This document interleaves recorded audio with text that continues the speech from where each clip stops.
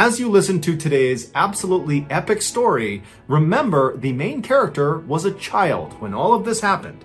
A child. But before we get into today's story, if you're a fan of the strange, dark, and mysterious delivered in story format, then you've come to the right channel because that's all we do, and we upload 2 or 3 times every week. So if that's of interest to you, please continuously maneuver your vehicle right in front of the like button's car on the highway, and then turn on your blinker, but don't change lanes. Also, please subscribe to our channel and turn on all notifications so you don't miss any of our weekly uploads. All right, let's get into today's story.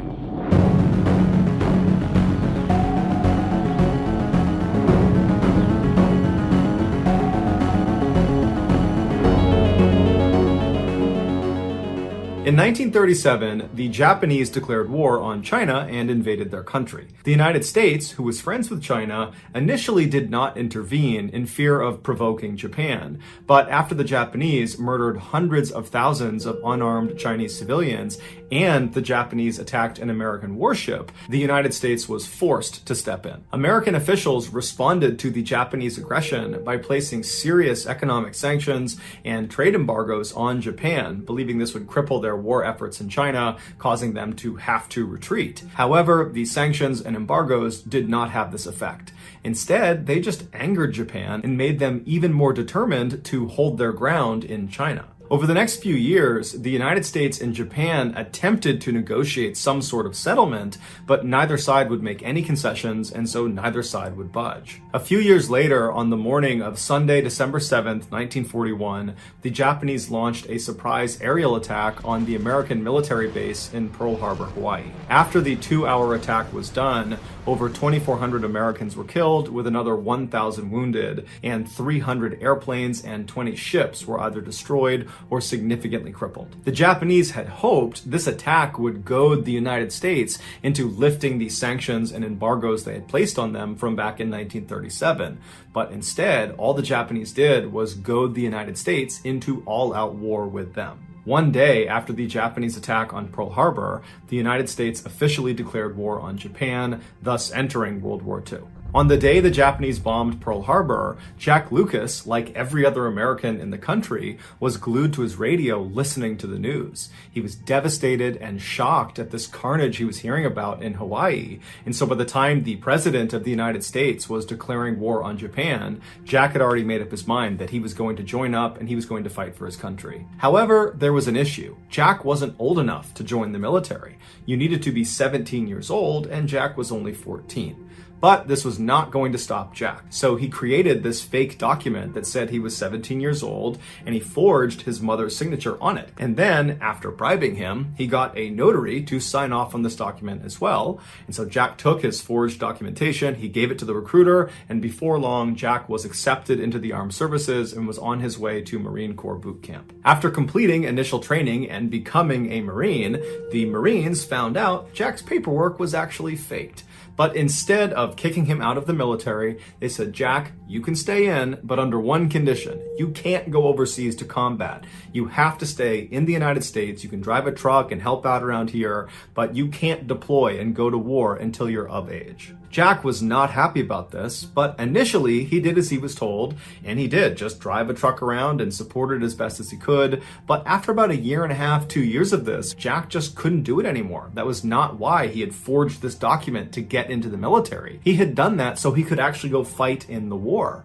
And so finally, when he was just 16 years old, he abandoned his post and snuck onto the back car of a troop transport train that was going to another military base. And so when he arrived at this base, which was in California, he hopped off and then ran to the docks where there were these big warships. And he saw one of them, there was a whole bunch of troops loading onto it. And he figured, that's where I need to go. And so he snuck onto the ship and he hid down below. And then after the ship took off and was out to sea, he revealed himself. And he walked up to a Marine officer and he kind of played off the, oh, I must have got on the wrong ship, but now that I'm here, can I join your unit? And this officer, who had no idea how young Jack was, eventually said, okay, but prepare yourself because we're going to invade Iwo Jima.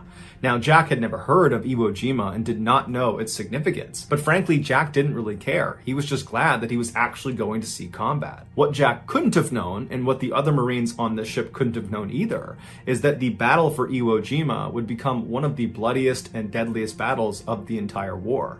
The Japanese that were on this island defending it were absolutely fearless and would not surrender despite being outnumbered, and they were heavily entrenched in these caves and tunnels built in all over the island, and they rarely left these caves and tunnels, which meant Jack and the other Marines, when they landed on this island, the only way they could fight the Japanese was by literally crawling down into these tunnels, which were usually booby-trapped, and fighting up close and personal with the enemy. Jack's ship arrived off the coast of Iwo Jima in February of 1945 when Jack was still 16 years old. On February 19th, the first wave of Marines climbed down the side of this big ship down onto these smaller amphibious landing crafts, and then one by one they began making their way towards Iwo Jima to begin the invasion. Jack was not part of this initial invasion. He would be going out on day 2 with the second wave of Marines. And so Jack and all the other second wave Marines just stood at the front of the ship and watched as these amphibious crafts made it up to the beach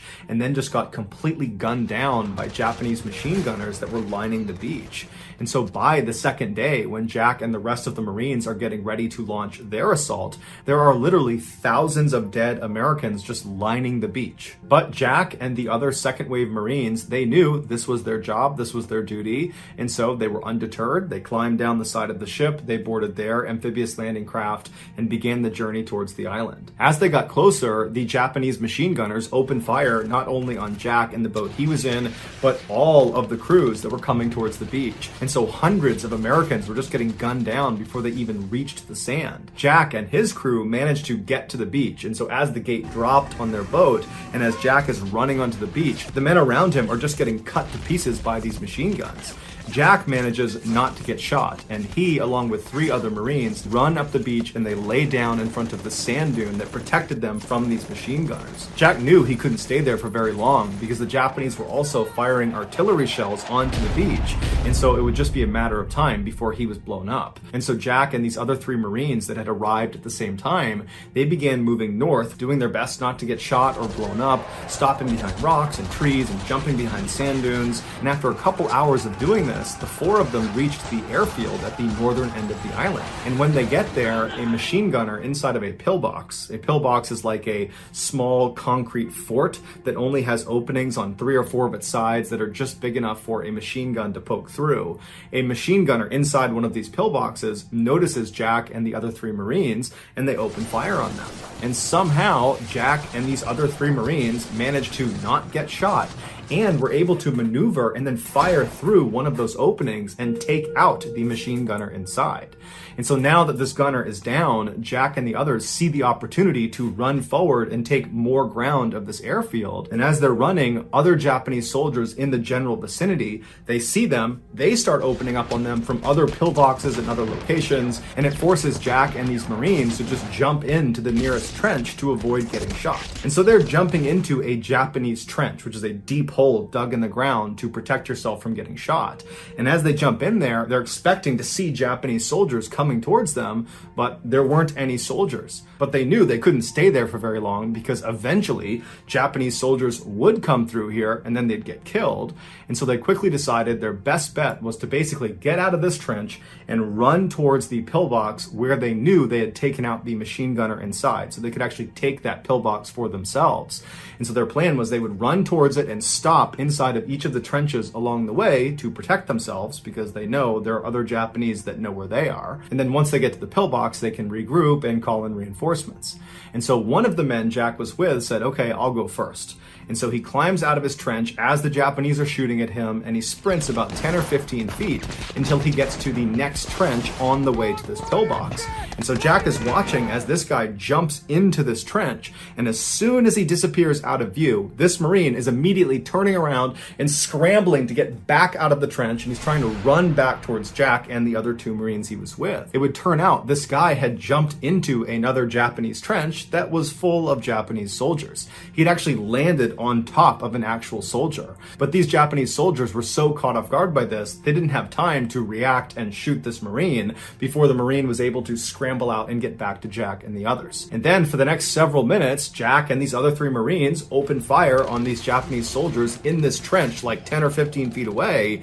And these Japanese soldiers, they too opened fire on Jack and the other 3. Jack was able to take out 2 of the Japanese soldiers before his gun jammed. And so he ducked down into the trench to work on his gun. And as he's down there, he notices there are 2 grenades on the ground right next to him. And so without any hesitation, he yells, "Grenade!" to the other Marines, and then he jumps on top of them, smothering the grenades with his body.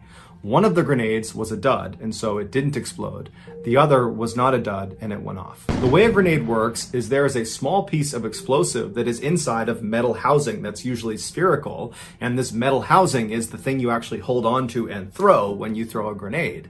And so when this small explosive is triggered by pulling the pin and releasing the spoon, it detonates and it causes the metal housing itself to be ripped apart and sent flying. Basically, when a grenade goes off, it's like having hundreds of pieces of jagged metal shot off in every direction that are all traveling roughly at the speed of a bullet or faster. And so naturally, a grenade up close is incredibly lethal. In fact, the kill radius of a typical fragmentation grenade is about 5 meters. When the grenade under Jack that was not a dud exploded, it sent Jack flying into the air, and then when he came back down again, his comrades saw him and they could see he was clearly devastated from all the fragmentation that had been pumped into his body, and so they assumed he was dead. But even if they thought he was alive for some reason, there was nothing they could have done to have helped him, because they were actively being engaged by dozens of Japanese soldiers that were only about 10 or 15 feet away.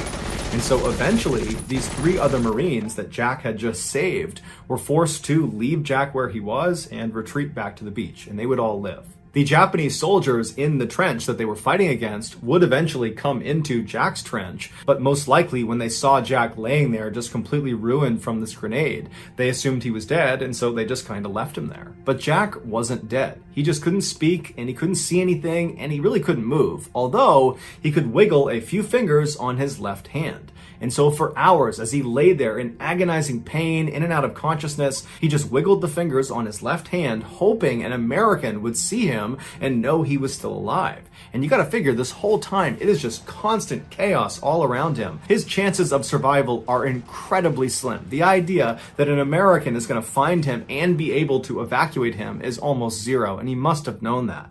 But by some miracle, eventually another American unit did find their way into Jack's trench, and they did notice him wiggling the fingers on his left hand. And so they were able to evacuate him from the trench down to the beach, and from there, under the cover of darkness, they were able to bring him out to a hospital boat offshore, and there he would begin the first of 26 major surgeries to remove the grenade shrapnel from his torso, his arm, and his face. Despite his grievous injuries, Jack would surprisingly make a full recovery. And 8 months after his injury, the President of the United States would award him the highest decoration for bravery, the Medal of Honor. He would be the youngest recipient of this award since the 1800s, and to this day, he is one of only a handful of miners to have won this award. Following his departure from the military, Jack would survive a near-death experience while skydiving when both of his parachutes, his main and his reserve, failed, and he just smashed into the ground, but somehow lived. He would also survive a very bad house fire,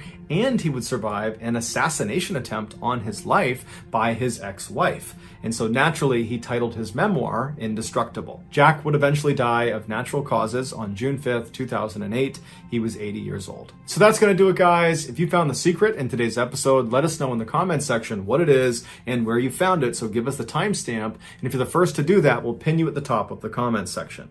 If you got something out of today's episode and you haven't done this already, please continuously maneuver your vehicle in front of the like button's car on the highway and then turn on your blinker, but don't change lanes. Also, please subscribe to our channel and turn on all notifications so you don't miss any of our weekly 2 or 3 video uploads. We are now selling merchandise like this flannel, like this hat, and a whole bunch of other stuff. If you're interested in official Mr. Ballin merch, go to shopmrballin.com. Also, please follow our shop's Instagram page. The username is shopmrballin. There you will find upcoming deals and promotions. If you want to get in touch with me, you can direct message me on Instagram or on Twitter. My username for both platforms is the same. It's johnballin416. I also have a ton of content over on TikTok where my username is Mr. Ballin. We also have a second YouTube channel called Mr. Ballin Shorts where we post random short videos and lost episodes. If you have a story suggestion, please submit it to our subreddit just called Mr. Ballin. It's linked in the description below. So whether I see you on Twitter, Instagram, TikTok, Reddit, YouTube, or some combination, just know that I really appreciate your support. And until next time, that's going to do it. See ya.